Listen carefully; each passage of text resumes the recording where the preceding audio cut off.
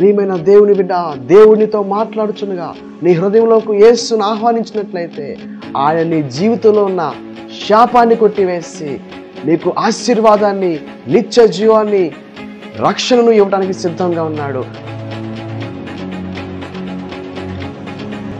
ఎంతటి పాపమైనా సరే యేసయ్య ఈ పాపాన్ని క్షమించగల సమర్థుడు. ఈరోజు నీ జీవితాన్ని మార్చగల యేసు వద్దకు వచ్చినట్లయితే యేసులోనే నీకు రక్షణ, యేసులోనే నీకు స్వస్థత, ఆ యేసులోనే నీకు శాంతి సమాధానం, ఆ యేసులోనే నీకు విడుదల, ఆ యేసులోనే నీకు నిత్య జీవం యేసున్న ప్రభు దయచేయునుగాక. యేసుని హృదయంలోకి ఆహ్వానిస్తావా? ఈ రోజు నీ హృదయంలోకి యేసును ఆహ్వానించినట్లయితే నీ జీవితము నూతన సృష్టిగా మార్చడానికి నా యేసు సమర్థుడు. Praise the Lord. ప్రభువైన యేసుక్రీస్తు శ్రేష్ఠ నామములో యేసులోనే రక్షణ అనే టీవీ కార్యక్రమం మీతో మాట్లాడతాకి యేసయ్య నాకు ఇచ్చిన అవకాశం బట్టి యేసయ్యకే మహిమ కలుగాక. అందరూ బాగున్నారండి? మీరు బాగుండాలని మీకోసం ఎల్లప్పుడూ ప్రార్థన చేస్తున్నాము. ఒకవేళ మీకు ఏదైనా ప్రార్థన అవసరం ఎలా స్క్రీన్ మీద కనపడుతుంది నెంబర్ కాల్ చేసి మాకు తెలియపరచండి. తప్పనిసరిగా మీకోసం ప్రార్థన చేయడానికి మేము మా ప్రార్థన యోధులు సిద్ధంగా ప్రభుపెట్టి మనం చేస్తున్నాం. మీకు ఒక శుభవార్త, జీవితాలు మారుస్తున్న శక్తివంత సందేశాలు. మీరు అనేక సార్లు మీరు యూట్యూబ్లో యేసులోని రక్షణ మీ టచ్ ఫోన్లో టైప్ చేసి సబ్స్క్రైబ్ చేసుకుని మీకు అనుకూల సమయంలో అనేక సార్లు విని ఆత్మీయంగా బలపడతాకి మంచి అవకాశం ఉంది ప్రభుపెట్టి మనం చేస్తున్నాం. తప్పనిసరిగా ఈ అవకాశం సద్వినియోగం చేసుకోండి. దేవుడు మీ జీవితాల్లో ఆత్మీయంగా మిమ్మల్ని బలపరుస్తాకి సిద్ధంగా ఉన్నాడు. దేనికి స్తోత్రం కలుగాక. హల్లెలూయా. ఈరోజు నా వాక్యాంశము ప్రపంచంలో ప్రతి వ్యక్తి తెలుసుకోవాల్సిన అంశభాగము, ప్రతి క్రైస్తవుడి జీవితంలో చాలా అవసరమైన అంశభాగము సంఘము ఎత్తబడుట. యేసుక్రీస్తు రెండవ రాకడ శీర్షికలో భాగంగా అంతకుముందు ప్రీవియస్ ఎపిసోడ్లో 666 ముద్ర గురించి, ఇద్దరు సాక్షుల గురించి, అలాగే బోర వదిలినప్పుడు జరిగే సంఘటనల గురించి, యేసు రాకడ సూచనల గురించి, క్రీస్తు గది మొదటి భాగం, రెండో భాగం, అలా ఎన్నో అంశాలు మీరు ప్రస్తావిస్తాం వాకింగ్ ద్వారా మాట్లాడటం జరిగింది. ఆ యూట్యూబ్ ఛానల్లో మీరు తప్పనిసరిగా ప్రీవియస్ ఎపిసోడ్ మీరు విని తప్పనిసరిగా మీరు ఆత్మీయంగా రాకడ సిద్ధపడటానికి ఇది ఎంత అవసరం అని చెప్పి ఆ వాక్యాలు మీరు విని ఆత్మీయంగా బలపడటానికి అవకాశం ఉంటుందని ఈ అవకాశం మీరు సద్వినియోగం చేసుకొని ప్రభువైన మనం చేస్తున్నాం. ఈరోజు సంఘం ఎత్తబడుట, యేసుక్రీస్తు రెండవ రాకడలో సంఘము ఎలా సిద్ధపడాలి, సంఘం ఎలా ఎత్తబడుతుంది అనే అంశంలో సంఘం ఎత్తబడుట గురించి నేను మాట్లాడటానికి ఇష్టపడుతున్నాను. ఆలోచన చేస్తే యేసుక్రీస్తు రాకడ అతి సమీపంగా ఉంది. ఎందుకంటే యేసుక్రీస్తు రాకడ గురించి లేఖనాలన్నీ కూడా ప్రవచనాల నెరవేర్పులోకి రావడం చూస్తున్నాం. యేసుక్రీస్తు రాకడ, రెండో రాకడ గురించి 300 పైగా లేఖన ప్రవచనాలు బైబిల్లో రాయబడిన సంఘటన చూస్తున్నాం. మత్తయి సువార్త 24వ అధ్యాయంలో ఆయన రాకడ సూచనని నెరవేర్పులోకి రావడం చూస్తున్నాం. జనం మీదకి జనము, రాజ్యం మీదకి రాజ్యము, ఆయన రాకడ దినాల్లో కరువులు వస్తాయని, యుద్ధాలు వస్తాయని, భూకంపాలు వస్తాయని, తెగుళ్ళు వస్తాయని చెప్పి ఆయన చెప్పినవన్నీ కూడా మరి నెరవేర్పులోకి రావడం చూస్తున్నామండి. అలాగే అక్రమ విశ్లేషిస్తాం, ప్రేమ చల్లారిపోతాం. రాకడ దినాలు, నోవాహ దినాలు ఎలా అయితే ఉన్నాయో నేటి దినాల్లో కూడా అలాంటి పరిస్థితులు, జనాలు తినుతూ తాగుచూ ఇష్టానుసారంగా జీవిస్తున్న పరిస్థితులు మనం చూస్తున్నాం. ఈ తెగుళ్ళు కానివ్వండి, యుద్ధాలు కానివ్వండి, భూకంపాలు కానీ ఇవన్నీ కూడా రాకడ సూచన నెరవేర్పులోకి రావడం చూస్తామండి. ఇక ఎంతో సమయం లేదు, 195% పైగా రాకడ ప్రవచనాలన్నీ కూడా, సూచనలన్నీ కూడా ఎగ్జాక్ట్గా నెరవేర్పులోకి రావడం జరుగుతుందని మనం క్లియర్గా చూస్తున్నామండి. యేసు ప్రభువు అతి త్వరలో రాబోతున్నాడు అనేది సత్యం. ఎందుకంటే బైబిల్ చెప్పిన లేఖన ప్రవచనాలన్నీ కూడా నెరవేర్పులోకి రావడం చూస్తున్నాం. ఇంకా సంఘము సిద్ధపడాల్సిన అవసరం అయింది. ఎందుకోసమంటే మరి సంఘము మధ్యాకాశంలో అతి త్వరలో యేసు ప్రభువుని ఎదుర్కోబోతుంది. ఆలోచన చేసినట్లయితే యేసుక్రీస్తు ప్రభువు రాకడ ఎలా ఉండబోతుందంటే దొంగలేరు వస్తాడని చెప్తున్నాడు. అలాగే గర్భిణీ స్త్రీకి ప్రసవ వేదన వచ్చినట్టుగా అకస్మాత్తుగా ఆయన రాకడ రాబోతుంది. అందుకని సంఘం సిద్ధపడాల్సిన అవసరం ఉంది. ఆయన అతి త్వరలో రాబోతున్నాడు. ఆయన వచ్చినప్పుడు చూడండి, ఆర్భాటంతో, ప్రధాన దూత శబ్దంతో ప్రభు రాబోతున్నాడు.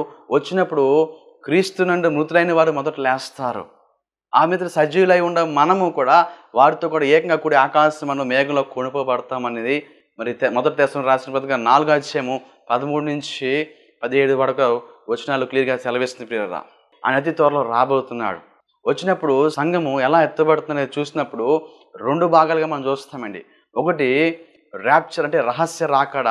ర్యాప్చర్ అనే మాట ఎట్లా వచ్చింది అని ఆలోచన చేస్తే ర్యాప్చర్ అనే మాట బైబిల్లో లేదు, కానీ లాటిన్ బైబిల్లో మనం చూస్తాం. లాటిన్ బైబిల్లో ర్యాప్చర్ అనే మాట ర్యాప్చరో అనే మాట నుంచి ర్యాప్చర్ అనే ఇంగ్లీష్లో ఆ మాట రావటం జరిగిందండి. ర్యాప్చర్ అనే మాటకు అర్థము కాట్ అవుట్. ఇంగ్లీష్లో కింగ్ జేమ్స్ వర్షన్లో కాట్ అవుట్ అనే మాట చూస్తున్నాం. కాట్ అవుట్ అంటే తెలుగులో మనం చూసినప్పుడు మరి కొనుపోబడుట. కొనుపోబట్ట, లేదంటే ఎత్తబట్ట, కొనుపోబట్ట, లేదంటే పట్టుకొనుట, ఎగరేసుకొని పోవుట, లేదంటే పట్టుకొనుట, లేదంటే ఎగరేసుకొని పోవుట అనే మాట, ఈ యొక్క కాట్అవుట్ అనే మాటకు అర్థము కొనుపోబట్ట అని వస్తుంది పిల్లరా. కొనుపోబట్ట ఎలా అంటే, మొదటి దశలో రాసిన పత్రిక 4:13-14 చూసినప్పుడు, సహోదరులారా, నిరీక్షణ లేని ఇతరుల వల్లే మీరు దుఃఖపడుకున్న నిమిత్తము నిద్రించిన వారి గురించి మీకు తెలియకుంటే నాకు ఇష్టం లేదు. యేసు మృతి పొంది తిరిగి లేచినని నమ్మిన యెడల అదే ప్రకారం యేసునందు నిద్రించిన వాడు దేవుడు ఆయనతో కూడా వెంట పెట్టుకుని వచ్చును. మేము ప్రభువు మాట బట్టి మీతో చెప్పింది ఏమనగా, ప్రభువు రాకడ వరకు సజీవులై నిల్చుని మనము నిద్రించే వారి కంటే ముందుగా ఆయన సన్నిధి చేరము. ఆర్పాటును ప్రధాన దూత శబ్దముతో దేవుని బోరతోను పరలోకం నుండి ప్రభు దిగివచ్చును. క్రీస్తునందు మృతులైన వారు మొదట లేదురు. ఆ మీదట సజీవులమై నిల్చుని మనం వారితో కూడా ఏకంగా ప్రభుని ఎదుర్కొంటూ ఆకాశ మండలం మేఘల మీద కొనుపోబడదాము. దేనికి స్తోత్రం కలగాక. ఈ మాటలు చూసినప్పుడు మేఘం మీద కొనుపోబట, ర్యాప్చర్ అనే మాటకి మేఘముల మీద కొనుపోబట్ట అని మన అర్థం వస్తుంది ప్రియరా. ఆలోచన చేస్తే ఆ యొక్క ఈ లేఖన భాగంలో యేసుక్రీస్తు వారు మరి ఆయన ఆర్భాటంతో ప్రధాన దూత శబ్దంతో ఆయన రావటం అనేది సత్యం. ఆయన వచ్చినప్పుడు క్రీస్తునందు మృతులైన వారు మొదట లేస్తారు. ఆయన వచ్చినప్పుడు జరుగుతున్న సంఘటన ఏంటంటే ప్రియరా, ప్రధాన దూత శబ్దంతో ఆయన అకస్మాత్తుగా రాబోతున్నాడు. దూత శబ్దం పరలోకం నుంచి బోర వదిలినప్పుడు ఆయన మధ్యాకాశంకి వస్తాడు. మధ్యాకాశం వస్తూ పరిశుద్ధులను తీసుకుని, ఆ పరిశుద్ధులు అంతకుముందు ఉన్న పరిశుద్ధుల యొక్క దేహములతో వారు మహిమ శరీరం ధరించుకుని పరిశుద్ధులను తీసుకుని మధ్యాకాశంలోకి వస్తాడు. అక్కడ పరిశుద్ధులతో 7 పెండ్లి విందు జరగబోతుంది. ఆ యొక్క పరిశుద్ధులను తీసుకుని మధ్యాకాశం ప్రభు అడుగుపెట్టినప్పుడు ఆర్భాటం ప్రధాన దూత శబ్దంతో బోర వదిలినప్పుడు అప్పటి వరకు సజీవులుగా ఉన్నవారు, అలాగే మొట్టమొదటిగా జరిగే విషయం ఏంటంటే, సమాధుల్లో నిద్రిస్తున్న పరిశుద్ధులందరూ కూడా మహిమ శరీరం ధరించుకుని వారు వేస్తారు. అలాగే అప్పటి వరకు బ్రతికున్న వారు మహిమ శరీరంతో వారు ఎత్తబడతారు. అలాగే అగ్నిలో చనిపోయిన వారైనా సరే, అగ్ని ప్రమాదంలో చనిపోయిన వారు, పడవ ప్రమాదంలో, నీటి ప్రమాదంలో చనిపోయిన వారు, లేదంటే ఆకాశ మేఘంలో చనిపోయిన వారు, విమాన ప్రయాణం చేస్తూ చనిపోయిన వారు కానివ్వండి, ఎవరైనా సరే అప్పటి వరకు క్రీస్తునందు ఉండి ఎవరైతే చనిపోతారో వారందరూ కూడా సమాధిలో తెరబడితే ఒకటి జరుగుతుంది. రెండోది, మహిమ శరీరం ధరించుకుని అప్పటి వరకు బ్రతికున్న వారు నిద్రించిన వారితో పాటు కలిసి ఏకంగా ఆకాశ మండలంలో కొనుపబడతారు. కొడిపోయిన తర్వాత అక్కడ పరిశుద్ధుల విందు జరుగుతుంది. అక్కడ 7 పెండ్లి విందు అంటున్నారు. 7 పెండ్లి విందు జరగబోతుంది. 7 పెండ్లి విందు పైన మధ్యాకాశంలో, కానీ కింద విడవబడిన వారు భయంకరమైన శ్రమలు అనిపిస్తారు. ఈ పరిశుద్ధులు ఎలా ఎత్తబడతారని చూస్తే, క్షయమైన శరీరము అక్షయత ధరించుకుంటుంది, మహిమ శరీరం ధరించుకుంటారు. ఇదే మాట మొదటి కొరింథీయులకు రాసిన పత్రిక 15:51-54 చూసినప్పుడు అక్కడ కూడా ప్రస్తావన జరుగుతుంది. ఇదిగో మీకు ఒక మర్మం తెలియచున్నాను, మనందరము నిద్రించము గాని నిమిషంలో ఒక రెబ్బపాటునో కడబోర మోగగానే మనందరం మార్పు నొందుదము. బోరమోగును అప్పుడు మృతులు అక్షయులుగా లేపబడతారు, మనము మార్పు నొందుదము. క్షయమైన శరీరం అక్షయతను ధరించుకునవలసినది, మత్స్యమైన శరీరం అమర్త్యతను ధరించుకునవలసింది. ఈ క్షయమైనది అక్షయతను ధరించుకున్నప్పుడు ఈ మత్స్యమైనది అమర్త్యమును ధరించుకును. విజయమందు మరణము వింగివేయబడని వాక్యము నెరవేరును. దేనికి స్తోత్రం కలగాక. చూసారా, క్షయమైన శరీరము అక్షయతను ధరించుకుంటుంది, విజయమందు మరణం మింగేయబడుతుంది. చూడండి, ఒక మర్మం తెలియజేస్తున్నాడు కొరింథీ సంఘంలో అపోస్తలుడైన పౌలు గారు. మర్మం తెలియజేస్తున్నారు. బోర శబ్దం ఓడగానే నిద్రిస్తున్న వారు ఒక్క రెప్పపాట్లో క్షయమైన శరీరం అక్షయతను ధరించుకుని, మహిమ శరీరం ధరించుకుని మార్పు నొందుతారు. మృతులు అక్షయులుగా లేపబడతారు, మార్పు నొందుతారని మాట చూస్తున్నాం. మహిమ శరీరం ధరించుకుంటారు. క్షయమైపోయిన ఈ శరీరము అక్షయతను ధరించుకుని, మహిమ శరీరం ధరించుకుని మేఘాల మీద మహిమ శరీరంతో ఎత్తబడతామని చూస్తామండి. దేనికి స్తోత్రం కలగాక. ఆలోచన చేస్తే ఎంత అద్భుతమైన సంఘటన ఇది. ప్రతి క్రైస్తవుడు ఎదురు చూస్తున్న సంఘటన ఇదండి. ప్రపంచమంతా కూడా ఈ సంఘటన కోసం ఎదురు చూస్తుంది. ఎందుకంటే యేసుప్రభువు వారు సిద్ధపడిన వధువు సంఘం తీసుకుని, చూడండి, ఈ ఎత్తబడిన సంఘము మధ్యాకాశంలో 7 పెండ్లి విందు జరుగుతుంది, భూలోకంలో 7 శ్రమ జరుగుతుందండి. ఆలోచన చేస్తే అక్కడేమో 7 పెండ్లి విందు, కింద భూలోకంలో 7 శ్రమల కాలం జరుగుతుంది. ఆ 7 శ్రమలు ఎవరికంటే విడవబడిన వారికి. అయితే పైన ఎత్తబడిన సంఘము అలాగే పరిశుద్ధుల ఆత్మలు అంతా కలిసి ఆ యొక్క పరదేశంలో ఆ విందులో ఉంటారండి. ఆ విందు అనంతరము 7 పెండ్లి విందు తర్వాత ప్రియరా అసలైన వివాహం అక్కడ జరగబోతుందండి. ప్రకటన గ్రంథం 19:1-10 10 వచనంలో చూస్తున్నట్లయితే విందు అనంతరము గొర్రెపిల్ల వివాహ మహోత్సవం వధుడైన యేసుని ఎదుర్కొంట కోసం వధువు సంఘము సిద్ధపడిన సంఘము ఎత్తబడిన తర్వాత అక్కడ గొర్రెపిల్ల వివాహ మహోత్సవం జరగబోతుంది. విడవబడిన వారు భయంకర శ్రమలు అనుభవిస్తూ ఉంటారు.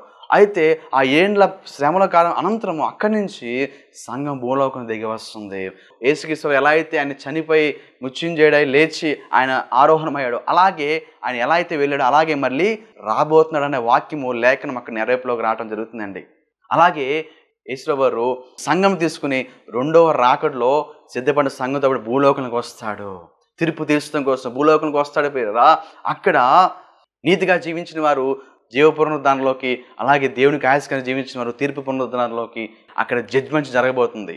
ఆ తదుపరి దేవునికి ఇష్టలుగా జీవించిన వారు ఆయనతో పాటు ఉండే కొత్త ఆకాశం కొత్త భూమి నూతన యెరూషలేము వరుడు కోసం సిద్ధపరచబడిన వధువు సంఘము సదాకాలము ఆకలి దప్పికలేని 1000 ఏళ్ల పరిపాలనలో యుగయుగాలుండే ఆయన రాజ్యములో అక్కడ యేసుప్రభువారు ఆయన జరిగించబోతున్నాడు. ఆయనతో పాటు మహిమ రాజ్యంతో మహిమ శరీరంలో సంఘం ఉండబోతుంది. దేనికి స్తోత్రం కలగాక హల్లెలూయా. ఇది చాలా శ్రేష్టమైన సంఘటన ప్రియరా. ఎందుకంటే ఎత్తబడాలని చెప్పి సంఘం ఎదురు చూస్తుంది. రోమిల్ క్లాస్ మీద కదా 8:19 వచ్చిన ప్రకారము ఈ శ్రేష్టమైన పరిశుద్ధులతో పాటు సంఘం ఎత్తబడే అనుభవం కోసము సంఘము అలాగే ప్రపంచమంతా కూడా ఎంతో ఆశతో మిగులు ఆశతో అపేక్షతో ఎదురు చూస్తున్నట్టుగా వాక్య లేఖనం అక్కడ సెలవిస్తుంది ప్రియరా. ఎందుకోసం అంటే చాలా ప్రాముఖ్యమైన ఘట్టం ఇది. మనం ఎందుకు భక్తి చేస్తున్నాం, ఎందుకు ఈ లోకంలో ప్రభువుని అంగీకరిస్తున్నామంటే మనము యేసుని ఒకరోజు ఎదుర్కోబోతున్నాం. వరుడైన యేసుని వధువు సంఘము ఎదుర్కోబోతుంది. ఎందుకోసమంటే ఇది సత్యము ప్రియరా. యేసు ప్రభువు తెలివిచ్చిన మాట సత్యము. ఆయన భూలోకంలో ఉండగానే ప్రభు సెలవిచ్చాడు. ఏమని సెలవిచ్చాడు? యోహాను సువార్త 14:2-3 వచనాలు చూస్తున్నప్పుడు నా తండ్రి ఇంట అనేక నివాసములు కలవు, లేని ఎడ్ల మీతో చెప్పుదును, మీకు స్థలము సిద్ధపరచు వెళ్ళుచున్నాను. నేను వెళ్ళి మీకు స్థలము సిద్ధపరచిన ఎడ్ల నేనుండు స్థలంలో మీరును ఉండులాగన మరలా వచ్చి నా యొద్ద ఉండుటకు మిమ్మును తీసుకొని పోవద్దును. దేనికి స్తోత్రం కలగాక హల్లెలూయా. ఎంత శ్రేష్టమైన వాగ్దానం ప్రవేశిస్తున్నాడు. నా తండ్రి ఇంట అనేక నివాసాలు ఉన్నాయి, నేను వెళ్ళి మీకు స్థలం సిద్ధపరుస్తాను, నేను ఉండే స్థలంలో మీరు ఉండేలాగున నేను మరలా వస్తాను, మరలా వచ్చి నిన్ను తీసుకొని పోతాను. ఎవరు తీసుకెళ్తారు? సిద్ధపడిన సంఘమును, వధువు సంఘాన్ని. ఎవరు ఎత్తబడతారు?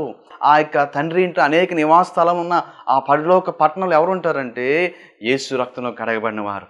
యేసు రక్తంలో కడగబడి ప్రాణం పోకరి వరకు దేవుని రాకడి వరకు నమ్మకంగా జీవించిన వారు, అంతవరకు సహించిన వారు, వారు మాత్రమే ఆ యొక్క నిత్యరాజ్యంలో ఉంటారు, ఆ పరలోక రాజ్యంలో ఉంటారు. ఎంత గొప్ప ధన్యత ప్రియరా. ఎందుకంటే ఎవరి రక్షణ వారిదే, ఎవరు టికెట్ వాళ్ళదే. ఆ పరలోక రాజ్యం చేరాలంటే, ఎత్తబడే గుంపులో ఉండాలంటే ప్రియరా మన భక్తి జీవితాన్ని కాపాడుకునే వ్యక్తిలాగా ఉండాలి, విశ్వాసం కాపాడుకోవాలి, మన పరుగు కడముట్టించాలి. అలా ఉన్న వారికి ఆయన వచ్చినప్పుడు మహిమ శరీరంతో ఎత్తబడే అనుభవంలోకి తీసుకెళ్తాడు. విమానంలో ప్రయాణం చేయినా, బస్సులో ప్రయాణం చేయినా, ప్రయాణం చేసేటప్పుడు మరి టికెట్ ఎలా తీసుకుంటామో పరలోక రాజ్యము మనం ప్రయాణం చేయాలంటే రక్షణ టికెట్ మనం పొందుకోవాలి. మారు మనసు బాప్తిసం తీసుకుని, మారు మనసు పొంది బాప్తిసం తీసుకుని యేసు రక్తం కడగబడి మనము సిద్ధపాటు కలిగి ఉంటమే పరలోక రాజ్యానికి మనం తీసుకునే టికెట్ ప్రియరా. ఎందుకంటే ఎవరి భక్తి వాళ్ళదే. నా భర్త రక్షణ పొందాడు, నా భర్తతో పాటు నేను కూడా వెళ్ళిపోతానంటే కుదరదు. నా భార్య రక్షణ పొంది నా భార్య చెంగు పట్టుకుని నేను కూడా ఆమెతో పాటు వెళ్ళిపోతాను యేసు వచ్చినప్పుడు అంటే కుదరదు. ఎందుకంటే ఎవరి రక్షణ వారిదే. రక్షణ అనేది వ్యక్తిగతమైన విషయం ప్రియరా. చూడండి, పెన్షన్ ఇచ్చేటప్పుడు ఏలుముద్ర వేస్తున్నారు. ఏలుముద్ర పేస్తేనే అక్కడ పెన్షన్ పడుతుంది ప్రియరా, డబ్బులు ఇస్తారు. నాకు చూస్తే ప్రభుత్వ పథకాల్లో మనకి ఏదైనా కావాలంటే మన తంబు, మనకున్న ఎలుముద్ర, ఒకరికున్న ఎలుముద్ర భర్తకున్న ఎలుముద్ర భార్యకు ఉండదు, భార్యకున్న ఎలుముద్ర భర్తకు ఉండదు, భర్త భార్యకున్న ఎలుముద్ర పిల్లలకు ఉండదు. ఎవరు ఎలుముద్ర వాళ్ళకి ప్రత్యేకత. అలాగే ఎవరు ఎలుముద్ర వేస్తేనే వారికి ఆధార్ కార్డు ఎలా అయితే లింక్ చేస్తున్నారో, ఏ పథకాలు రావాలన్నా సరే తమ్ము ఎలా అయితే ప్రత్యేకంగా ఉంటుందో అలాగే ఎవరి రక్షణ వాళ్ళదే. నీ రక్షణ నీదే, నీ భర్త రక్షణ నీదే, నీ రక్షణ నీదే, నీ భర్త రక్షణ నీ భర్తదే. అందుకని ఎవరికి వాళ్ళు వ్యక్తిగతంగా సిద్ధపడాలి, సంఘం సిద్ధపాటుతో ఉండాలి, మెలకుతో ఉండాలి ప్రియరా. బుద్ధిగల కన్యకులు ఎలా అయితే సిద్ధపాటుతో ఉన్నారు, 5 సిద్ధపడ్డారు, 5 సిద్ధపాటు లేకుండా ఉన్నారు. సిద్ధపాటు లేకుండా ఉన్నవారు విడిచిపెట్టబడ్డారు. సిద్ధపాటుతో మెలకుతో ప్రార్థనతో సిద్ధపాటుతో మెలకుతో డ్యూటీలో నూనె వెలిగించుకుని ఎవరైతే ఉన్నారో ఆ 5 మాత్రమే పెండ్లి విందులోకి వెళ్ళారు. తర్వాత విడబడిన వారి పరిస్థితి, తలుపు కొట్టారు కానీ తలుపులు తీయబడలేదు వారికి. ఎందుకంటే వారికి సిద్ధపాటు లేదు, మెలకువ లేదు. లోకాసు 21 ఆఖరి వచ్చిన చూస్తున్నాం కదా, ఇదిగో జరగబోయే ఈ భయంకర ప్రతికూల పరిస్థితులు విడిచిపెట్టిన వారు భయంకరమైన శోధనలు, తెగుళ్ళు, ఇబ్బందులు ఎదుర్కోబోతున్నారు. వాటన్నింటినీ తప్పించుకోవాలి. జరగబోయే ఈ భయంకర ప్రతికూల పరిస్థితులు, తెగుళ్ళు, ఇబ్బందులు, ఇక్కట్లు ఎదుర్కోవాలంటే, వాటన్నిటిని తప్పించుకోవాలంటే మెలకువగా ఉండి ప్రార్థనతో, ఎల్లప్పుడూ సిద్ధపాటుతో ప్రార్థనతో మెలకువగా ఉండాలని వాక్యం సెలవిస్తుంది. దేవునికి స్తోత్రం కలుగాక. జరగబోయే ఇబ్బందులు, జరగబోయే ప్రతికూల పరిస్థితులు ఏం జరగబోతుందంటే సంఘం ఎత్తబడిన తర్వాత భూలోకం 7 ఏళ్ల శ్రమల కాలం, భయంకర శ్రమలు. క్రీస్తు విరోధి పరిపాలనలో మొదటి 3.5 సంవత్సరాలు మామూలు శ్రమలు, కానీ తర్వాత 3.5 సంవత్సరాలు మహాశ్రమలు, భయంకర మహాశ్రమలు. ప్రియరా, క్రీస్తు విరోధి మరి అతను భయంకరంగా మోసం చేస్తూ, ప్రజలను మోసం చేస్తూ, భయంకరంగా వాడు 666 ముద్రలు ప్రవేశపెట్టి ఇది ఉంటేనే ఆహారం తినడానికి, క్రయ విక్రయాలు చేయడానికి అవకాశం కల్పిస్తూ, వాడు భయంకరంగా ఎన్నో మహత్కార్యాలు చేస్తూ విర్రవేగుతూ మొట్టమొదటిగా మంచిగా ప్రవర్తిస్తాడు. తర్వాత అందరినీ మోసం చేసి వశపరుచుకున్న తర్వాత వాడి అసరూపం బయలుపరిచిన తర్వాత భయంకరమైన శోధనలు, భయంకర ఇరుకులు, భయంకరంగా వాడిని హింసిస్తాడు ప్రజల్ని. ప్రకటన గ్రంథంలో ఒక్కొక్క ముద్ర విప్పినప్పుడు ఒక్కొక్క రకమైన తెగుళ్ళు రావడం చూస్తాం. ఒక్కొక్క దూత బోర ఊదినప్పుడు ఒక్కొక్క రకమైన ఉగ్రత పాత్రలు భూలోకం కుమ్మరించబడటం చూస్తాం. ఒక్కొక్క ముద్ర విప్పినప్పుడు ఒక్కొక్క రకమైన తెగుళ్ళు భూలోకం రావడం చూస్తాం. ప్రియరా, ఇవన్నీ కూడా ఎవరికంటే ప్రియరా, విడిచిపెట్టిన వారు భయంకరమైన తెగుళ్ళు, హింసలు అనిపిస్తూ ఉంటారు. విడిచిపెట్టిన వారు భయంకరమైన మిడతల చేత అవి కుట్టి హింసిస్తే ప్రియరా, అలా ఎలాంటి మిడతలు అంటే తేలు కుడితే పట్టిన బాధ ఎంత బాధ, అలాంటి బాధ 6 నెలలు అనుభవిస్తారు. అలాంటి బాధ వారు పడతారు ఎవరంటే విడిచిపెట్టబడిన వారు. చూడండి, ఎంతో భయంకర హింస, భయంకరమైన బాధలు పడతారు. అలాంటి పరిస్థితిలో ఉండకూడాలంటే ఎత్తబడితే ఎంతో ధన్యత ప్రియరా. ఆ తర్వాత ప్రియరు చూసినట్లయితే మనమందరం కూడా క్రీస్తు న్యాయపీఠం ఎదుట తాము జరిగించిన కీలు చొప్పున అవి మంచివైనా చెడ్డమైనా సరే మనందరూ కూడా దేహంతో చేసిన పాపను బట్టి, మనం జరిగించిన కీలు బట్టి ఒకరోజు క్రీస్తు న్యాయపీఠం ఎదుట మనము లెక్క అప్పగించాలి. ఆయన న్యాయపీఠం ఎదుట మనం ప్రత్యక్షం కావాలి. అక్కడ తీర్పు జరగబోతుంది. మన క్రియలు సరిగ్గా ఉండి మన దేవునికి ఇష్టలుగా ఉంటే నిత్యరాజ్యం, పరలోక రాజ్యంలో ఉంటాం. లేకపోతే అగ్నిగుండము, కటికి చేయగల బిలము, అగ్నిగుండంలో పడవేయబడతాం. అక్కడ అగ్ని ఆరదో, పురుగు చావదో. ఎవరి పేరైనా జీవగంధం రాయి పడిపోతే వాడిని అగ్నిగుండంలో పడవేయబని వాక్యం సెలవిస్తుంది. చనిపోదామన్నా కూడా చావు రాదు. ఆ బాధ, ఆ హింసలు తట్టుకోలేక చనిపోదామన్నా సరే, ఆ తెగులు చేత బాధించబడుతున్న మనుషులు ఆ బాధ తట్టుకోలేక చనిపోదామన్నా చావు రాదు. చూడండి, భయంకరంగా అగ్ని ఆరదో, పురుగు చావదు. అలాంటి భయంకర పరిస్థితుల్లోకి పడవేయబడతాం ప్రియరా.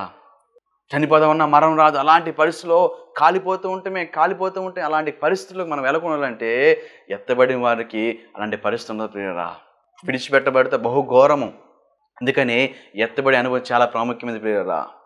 ఎలా జరుగుతుందో, ఏ సమయం జరుగుతుందో తెలియదు. ఆయన దొంగ వచ్చినట్టు వస్తాడు. గర్భిణీ స్త్రీకి ప్రసవ వేదన కలిగినట్టు అకస్మాత్తుగా ఆయన రాబోతుంది. మత్తయి 24వ అధ్యాయంలో 40-41 వచనాల్లో 2 స్త్రీలు తిరగలు విసురుతూ ఉంటారంట. ఒకరు ఎత్తబడతారు, అకస్మాత్తుగా సిద్ధపడిన ఆమె ఎత్తబడుతుంది. సిద్ధపడకుండా నా సహోదరి విడిచిపెట్టబడుతుంది.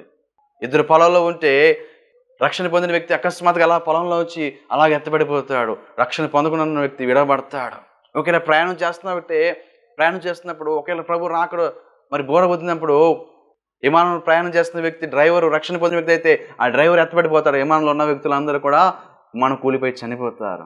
మరి ఆ ట్రైన్ నడిపిస్తున్న వ్యక్తి, రక్షణ పొందిన వ్యక్తి అయితే ఆయన ఎత్తబడతాడు. ట్రైన్లో ఉన్నవారందరూ ఒకసారిగా చనిపోతున్న పరిస్థితి. చూడండి, ఎంత భయంకర పరిస్థితి. 2 పరిస్థితులకు వెళ్ళకూడదంటే ఎత్తబడే గుంపులో ఎత్తబడాలి. అనేది త్వరలో రాబోతున్నాడు. సిద్ధపడిన సంఘం ఎత్తబడుతుంది ప్రియరా. కొంతమంది అభిప్రాయం ఏంటంటే, కొంతమంది పండితులు ఏమి సెలవిస్తారంటే, సంఘము మరి మహాశ్రమలు 7 ఏళ్ల శ్రమలు అనుభవించిన తర్వాత శ్రమల కాలంలో సంఘం ఉంటుంది. శ్రమల కాలంలో సంఘం ఉండి తర్వాత శ్రమలు అనుభవించిన తర్వాత ఆ 7 ఏళ్ల విందులో ఎత్తబడి అనుభవంలో తర్వాత వెళ్తారు. శ్రమల కాలంలో కూడా సంఘం ఉంటుందని కొంతమంది దుర్బోధులు చెప్తూ ఉంటారు ప్రియరా. అది కరెక్ట్ కాదు ప్రియరా. ఎందుకోసమంటే సంఘము శ్రమల్లో 7 ఏళ్ల శ్రమలో సంఘం ప్రభు ఉంచడు. ఎందుకంటే సిద్ధపడిన సంఘము ఈ శ్రమలు తట్టుకోకుండా, ఈ శ్రమలు అనుభవించకుండా ఆ యొక్క మహిమ రాజ్యంలో, పరదేశంలో పెండ్లి విందులో ఉంటూ బహుమానం తీసుకోవాలని చెప్పి అక్కడ దేవుని రాజ్యంలో సంఘం ఉండాలని చెప్పి దేవుని ఉద్దేశం. ఎందుకంటే యేసుప్రభువు తన స్వరక్తమిక్తిని సంపాదించిన సంఘము భయంకర శ్రమలు నలిగిపోవటం ప్రభువుకి ఉద్దేశం కాదు ప్రియరా. అందుకోసం ప్రభు మనం రక్షించుకున్నది. మనం నాశనం అయిపోతాము, మనం ఉగ్రత పాలవుతాము, దేవుని చిత్తము కాదు. రాబోయే ఉగ్రత నుండి తన కుమారుడైన యేసుక్రీస్తు వారి ద్వారా మనం రక్షిస్తాము దేవుని ఉద్దేశం. కానీ మనము మరి ఉగ్రతలో నాశనం అయిపోవడం దేవుని ఉద్దేశం కాదు, దేవుని చిత్తం కాదు ప్రియరా. ప్రకటన గ్రంథం మొదటి 3 అధ్యాయాల్లో సంఘం గురించి 17 సార్లు ప్రస్తావిస్తాడు. సంఘం గురించి, ఎఫెసు సంఘం, స్మరణ సంఘాల సంఘం గురించి 17 సార్లు ప్రస్తావించడం జరుగుతుంది ప్రియరా. అయితే 4 అధ్యాయానికి వచ్చేసరికి, ప్రకటన గ్రంథం 4 అధ్యాయానికి వచ్చేసరికి అపోస్తలుడైన యోహాను గారు మరి ఆ పరలోక రాజ్యానికి, ఆ యొక్క మహిమ రాజ్యంకి పిలువబడతాం చూస్తాము, ఆ పరదేశ దగ్గర పిలువబడతాం చూస్తాం ప్రియరా. 4 అధ్యాయంలో మరి సంఘము ఎత్తబడినట్టుగా చూస్తాం ప్రియరా. సంఘము 4 అధ్యాయం ఎత్తబడిన తర్వాత 18 అధ్యాయం వరకు కూడా మరి సంఘం యొక్క ప్రస్తావన ఒక్కసారి కూడా ఉండదు ప్రియరా. ఈ అధ్యాయంలో ఈ 4 అధ్యాయం నుంచి 18 అధ్యాయం వరకు ప్రకటన గ్రంథంలో భయంకరమైన తెగుళ్ళు, భయంకరమైన ఉగ్రత పాత్రలు, ఒక్కొక్క బోర ఊదినప్పుడు ఒక్కొక్క రకమైన తెగుళ్ళు, ఒక్కొక్క దూత బోర ఊదినప్పుడు, ఒక్కొక్క ముద్ర విప్పినప్పుడు రకరకాల తెగుళ్ళు, ఒక రకరకాల ఉగ్రత పాత్రలు విప్పబడతాం చూస్తాం ప్రియరా. మరి భయంకరమైన ఏడుల శ్రమల కారము ఈ యొక్క 4 అధ్యాయం నుంచి 18 అధ్యాయం వరకు సంఘంలో విడిచిపెట్టబడిన వారు, ఎత్తబడకుండా విడిచిపెట్టబడిన వారు ఈ యొక్క భయంకర శ్రమలు అనుభవిస్తారు. కానీ మళ్ళా 19 అధ్యాయంలో ప్రకటన గ్రంథంలో సంఘము గొర్రెపిల్ల వివాహ మహోత్సవం గురించి అక్కడ ప్రస్తావన జరుగుతుంది. సంఘము తీసుకువెడని యేసు మళ్ళా ఈ లోకానికి రావటం చూస్తామండి. దేనికి స్తోత్రం కనుక ఈ అధ్యాయాలు, ఈ విషయాలను బట్టి సంఘము 7 శ్రమల కర్రలో ఉండదు. సంఘం ఎత్తబడుతుందండి. ఎత్తబడిన తర్వాత అక్కడ పరదేశంలో ఆయన 7 పెండ్లి విందులో, ఆ విందులో సంఘం ఉంటుందని మనకు తెలుస్తుంది ప్రియరా. మనం అర్థం చేసుకోవాల్సిన విషయం అది ప్రియరా. ఆ తర్వాత 21 అధ్యాయం, 22 అధ్యాయం, కొత్త ఆకాశం, కొత్త భూమి, నూతన యెరూషలేము, 1000 ఏళ్ల క్రీస్తు పరిపాలన, యుగయుగాలు ఉండే పరిపాలన అక్కడ మనం చూస్తాం ప్రియులా. దేనికి స్తోత్రం కలగాక. అందుకని ఈ యొక్క మరము చాలా గొప్పది ప్రియరా. సంఘం ఎత్తబడటం చాలా మరి ప్రముఖమైన ఘట్టము. ఫిలిప్పీ రాసిన పత్రిక 3 అధ్యాయం 20-21 వచనం చూసినప్పుడు ఆయన యేసు ప్రభువు ప్రత్యక్షమైనప్పుడు మన దేన శరీరము మహిమ శరీరంగా మార్చబడి ఆయన మహిమ రాజ్యంలో సంఘము ఎత్తబడతాం మాట చూస్తాం ప్రియరా. సంఘము ఎత్తబడే అంశము చాలా ప్రాముఖ్యమైనది.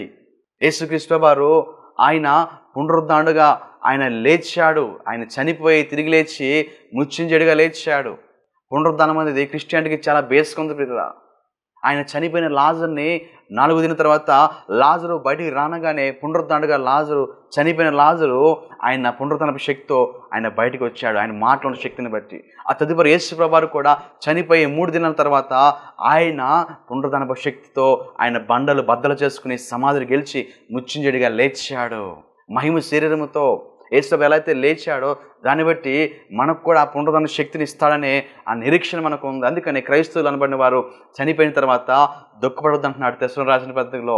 మీరు సహోదరుల నిరీక్షణ ఇతరులని మీరు దుఃఖపడకుండా నిమిత్తము. ఎవరు దుఃఖపడతారు చనిపోయిన తర్వాత అంటే నిరీక్షణ దుఃఖపడతారు. వాళ్ళకి మీరు దుఃఖపడొద్దు. ఎందుకంటే యేసు ప్రభువు ఎలా అయితే చనిపోయి తిరిగి లేచాడో, యేసునందు ఎవరైతే విశ్వసిస్తారో వారందరూ కూడా ఆయన ఆర్భాటంలో ప్రధాన దూత శబ్దముతో ఆయన వస్తాడు. వచ్చినప్పుడు క్రీస్తు మృతులైన వారు మొదట లేస్తారు. యేసు ప్రభువు ఖాళీ సమాధి నేటికి కూడా ప్రపంచవ్యాప్తంగా మనకు ఒక ఎగ్జాంపుల్గా యేసు ప్రభువు ఖాళీ సమాధి ఒక మంచి ఆధారంగా ఆయన ఖాళీ సమాధి, తెరబడిన సమాధి మనం చూస్తున్నాం ప్రియరా. ఆయన శరీరం అక్కడ లేదు కానీ ఆయన మహిమ శరీరంతో ఆయన పునరుద్ధానుడు అయిన సంగతి చూస్తాము. ఆయన పునరుద్ధైన ప్రభు అయిన యేసు ప్రభువు మరలా వధువు సంఘం తీసుకుని ఆయన ఎలా అయితే ఆయన ఆరోహణమయ్యాడో అలాగే మళ్ళీ ఆయన రాబోతున్నాడు. అదే 2వ రాకడ, క్రీస్తు 2వ రాకడ. రాప్చర్ అనగా ఒక్కసారిగా రెప్పబాటిన సంఘం ఎత్తబడే అనుభవం రాప్చర్ అంటున్నాడు. మహిమ శరీరంతో అప్పుడు వరకు ఉన్న సజీవులు అలాగే మృతులైన ఆ యొక్క సమాధిలో పెట్టబడిన వారు ఏకంగా కలిసి మహిమ శరీరం ధరించుకుని వారు ఎత్తబడతాడు పునరుద్ధాన శక్తితో. తర్వాత ఆ 7 ఏళ్ల పెండ్లి విన్న తర్వాత సంఘంతో పాటు వాడైన యేసు ప్రభువు ఈ భూలోకానికి ఆయన 1000 ఏళ్ల పరిపాలన కోసము ఆయన వధువు సంఘం తీసుకుని భూలోకం అడుగు పెడతాడు. అది క్రీస్తు 2వ రాకడ. దానికి స్తోత్రం కలుగాక. ఆలోచన చేస్తుంటే ప్రియరా, ఈరోజు ఎత్తబడే గుంపులో మనం ఉండాలి. మనం ఆ అనుభవంలోకి ఉండాలంటే, ఎత్తబడే అనుభవంలోకి వరకు మనం ఏం చేయాలంటే ఇప్పుడు సంఘం ప్రియరా, ఇప్పుడు ప్రార్థనతో, వాక్యంతో, సిద్ధపాటుతో, సహవాస కూడికలో మన అపోస్తలుల బోధ సహవాసం ఎందు, రొట్టె విషయందు ఎడతెక్క మనం జీవిస్తూ మన ప్రాణ పోగొరకు దేవుడు రాకూడకు నమ్మకంగా ఉంటూ మన భక్తి జీవితాన్ని కాపాడుకుంటూ విశ్వాసం కాపాడుకుంటూ మనం పరుగు కడగముట్టించాలి. 1 తిమోతి రాసిన పత్రిక 6వ అధ్యాయం 14 వచనం ప్రకారము ప్రభు ప్రత్యక్షమగు దినం వరకు మనము నిష్కలంకులుగాను అనింద్యులుగాను ఉండవలని దేవుని ఆజ్ఞ. ప్రభు ప్రత్యక్షమయ్యే వరకు నిష్కలంకులుగా, దోషం లేని వారుగా, అనిందులుగా, నిందలేని వారుగా మనం భక్తిని కాపాడుకోవాలి. యాకోబు రాసిన పత్రిక 5వ అధ్యాయం 8వ వచనం ప్రకారము సహోదరులారా, ప్రభు రాకడ వరకు ఓపిక కలిగి మన హృదయాల్ని మనము సిద్ధపరచుకుని మెలకువగా ఉండాలని వాక్యం సెలవిస్తుంది. రైతు ఎలా అయితే విత్తనం వేసిన తర్వాత తొలకరి వాని కోసం ఓపికతో ఎదురు చూస్తూ ఉంటాడో, అలాగే మనము ఓపికతో ప్రభు రాకడ వరకు విశ్వాసం కాపాడుకుంటూ ఓపికతో మనం ఎదురు చూసే అనుభవంలో ఉండాలని వాక్యం సెలవిస్తుంది. ప్రకటన గ్రంథం 2:25 ప్రకారము మనం ఆయన రాకడ వరకు మనకు కలిగి ఉన్న దాన్ని గట్టిగా పట్టుకుని ముందుకు సాగని వాక్యం సెలవిస్తుంది. మనం కలిగి ఉన్న దాన్ని గట్టిగా పట్టుకోవాలి. ఏం కలిగి ఉన్నాం? విశ్వాసం కలిగి ఉన్నాం, ప్రార్థన కలిగి ఉన్నాం, భక్తి కలిగి ఉన్నాం, వాక్యం కలిగి ఉన్నాం. మనము నమ్మిన సిద్ధాంతాన్ని, మనం ఆ రక్షణ పునరుద్ధానపు సిద్ధాంతాలను, క్రీస్తు రాకడ మరణ పునరుద్ధాన సిద్ధాంతాలను ఏదైతే వాక్యం, మనం ఏ వాక్యం ద్వారా మనం కట్టబడి రక్షించబడ్డామో ఆ కలిగి ఉన్న దాన్ని గట్టిగా పట్టుకుని విశ్వాసం కాపాడుకుంటూ దుర్బోధలో పడిపోకుండా మనము జాగ్రత్తగా మన విశ్వాసం కాపాడుకుని మనం కలిగి ఉన్న దాన్ని గట్టిగా పట్టుకోవాలి. విశ్వాసం కోల్పోకుండా జాగ్రత్తగా మనం ముందుకు సాగాలి. 2 పేతురు రాసిన పత్రిక 3:18 ప్రకారము ఇంకా ఎలా ఉండాలి? మనము ప్రభు రాకడలో ఎత్తబడే గుంపులో మన ప్రభువును రక్షకుని యేసుక్రీస్తు అనుగ్రహించు కృపయందును జ్ఞానమందును అభివృద్ధి పొందుచు ఉండాలి. మనం ఎలా ఉండాలి? మన ప్రభు అయిన యేసుక్రీస్తు మనకు అనుగ్రహించిన కృపయందును జ్ఞానమందును విశ్వాసమందును ఇంకా అభివృద్ధి పొందుచు మనం ముందుకు సాగాలి. ఎందుకంటే ప్రభు రాకడ సమీపంగా ఉంది. ఎత్తబడే అనుభవం చాలా ప్రాముఖ్యమైనది. ఆర్భాటం ప్రధాన దూత శబ్దం భూ అని బోర ఓదబోతున్నాడు. ఆ బోర శబ్దం రాగానే సిద్ధపడిన సంఘము మహిమ శరీరం ధరించుకుని ఎత్తబడతాం. దేనికి స్తోత్రం కలుగాక. ఇంత భక్తి చేస్తుంది, ఇంత విశ్వాసం ఉన్నది, ఇంతగా మనము శోధన చేత మనము విశ్వాసం కాపాడుకుంటూ మనం ముందుకు వెళ్తుంది. ఎందుకోసం అంటే అసలైంది ఒకటే, క్రైస్తవ్యము పునరుద్ధానం కోసము. మనము ఎత్తబడే అనుభవంలో ఉండాలి. ఎత్తబడపోతే విడిచిపెట్టబడితే బహుఘోరం ప్రియులరా. ఈ చిన్న బాధలు, చిన్న కష్టాలు వచ్చినప్పుడు మనం విశ్వాసం కోల్పోయి మనము అపవిత్రులుగా ఉండి రక్షణ పొందిన తర్వాత ఇక్కడ మన వస్తాన్ని అపవిత్రం చేసుకుంటే మనం ఎత్తబడే గుంపులో ఉండం. కానీ ప్రియరా, మనము అసలైంది ఒకటే ప్రియరా, రక్షించబడిన మనం ఎత్తబడే గుంపులో ఉండాలి. ఎత్తబడిపోతే మనం విడిచిపెట్టబడితే భయంకర పరిస్థితులు ఎదుర్కొంటాం. సిద్ధపడితేనే ఎత్తబడతాం. సిద్ధపాటు ఉండాలి. ఈరోజు సిద్ధపడుతున్నావా? ప్రీవియస్ ఎపిసోడ్లో తెలుగుగారి కూడా మాట్లాడడం జరిగింది. సిద్ధపడితే ఎత్తబడితే అంశం కూడా మాట్లాడటం జరిగింది. ఎలాంటి సిద్ధపాటు మనం కలిగి ఉండాలి? ఈరోజు సిద్ధపాటు నీకు ఉందా? ఈరోజు గుండె మీద చేసుకుని చెప్పు, ఒకవేళ ప్రభు ఈ రాత్రి వస్తే, ఈరోజు ప్రభు వస్తే ఎత్తబడి గుంపులో ఉన్నావా? ఎత్తబడితే నిశ్చిత నీకుందా? అలాంటి భక్తితో సిద్ధపాటు నీకు కలిగి ఉంటే నీకంటే ధన్యుడు మరొకరు లేరు ప్రియరా. ఒకవేళ సిద్ధపాటు లేకపోతే ఈరోజు సిద్ధపడు. నువ్వు ఎత్తబడే గుంపులో ఉండే అనుభవంలో ఉండాలి. యేసు ప్రతి త్వరలో రాబోతున్నాడు. సిద్ధపడిన సంఘము మహిమ శరీరంతో మేఘాల మీద అలాగే మహిమ శరీరంతో కొనుపోబడే సమయం రాబోతుంది. దేనికి స్తోత్రం కలుగాక. అటు ఎత్తబడే గుంపులో ఉండే అనుభవం, అటు కృప దేవుడు నీకు దయచేయును గాక. సిద్ధపడిన నీవు భక్తి జీవితాన్ని కాపాడుకుంటూ ఎత్తబడే వ్యక్తిగా ప్రభు నిన్ను మార్చును గాక. దేనికి స్తోత్రం కలుగాక. హల్లెలూయా. ప్రార్థన చేసుకుందాం. తండ్రి, కుమార పరిశుద్ధాత్మరేకి దేవా, ఈ ప్రార్థన ఎగిస్తున్న ప్రతి కుటుంబాన్ని దీవించండి ప్రభా. సిద్ధపాటుతో, మెలకుతో, వాక్యంతో ప్రభా, ఆ ఎత్తబడే గుంపులో ప్రభా, అవన్నీ ఎదుర్కొనే కృప, ఆ ఎత్తబడే గుంపులో ఉండే కృపను దయచేయండి ప్రభా. ఈ వాక్యం విద్యుత్తులో ఫలింపు చేయి. ఈ ప్రార్థనలు ఎక్కిస్తున్న బిడ్డలు ఎలాంటి సమస్యలు ఉన్నా సరే విడుదల కలిగిన ప్రార్థన చేస్తాం. ప్రతి రోగం నుంచి, ప్రతి వ్యాధి నుంచి, ప్రతి ఆర్థిక నుంచి, ప్రతి కుటుంబ సమస్య నుంచి, చీకటి అపాధిక నుంచి విడుదల కలిగాక. అయ్యా, ఎత్తబడే గుంపులో ఉండే కృప సంఘం, ఎత్తబడే సంఘంగా వీళ్ళకి మీరు మార్చమని ప్రార్థన చేస్తున్నాం. పరిశుద్ధాత్మ రీ భాషందరబా యేసు నామములో ప్రభా, విడిచిపెట్టబడితే బహుఘోరం అంటున్న ప్రభా, విడవబడకుండా అందరూ ఎత్తబడే గుంపులో సిద్ధపాటు కలిగిన వారుగా మీరు మార్చి దీవించి ఆశించమని యేసు బాధపడుతూ అనిపిస్తాడుచున్నాం పరమ తండ్రి. Amen. Praise Lord. Praise Lord. ఇలాంటి వాక్యాన్ని మరి చూడాలంటే యేసు రక్షణ యూట్యూబ్ ఛానల్ సబ్స్క్రైబ్ చేయండి, లైక్ చేయండి, షేర్ చేయండి. దేవుడు దీవించిన గాక. Praise lord.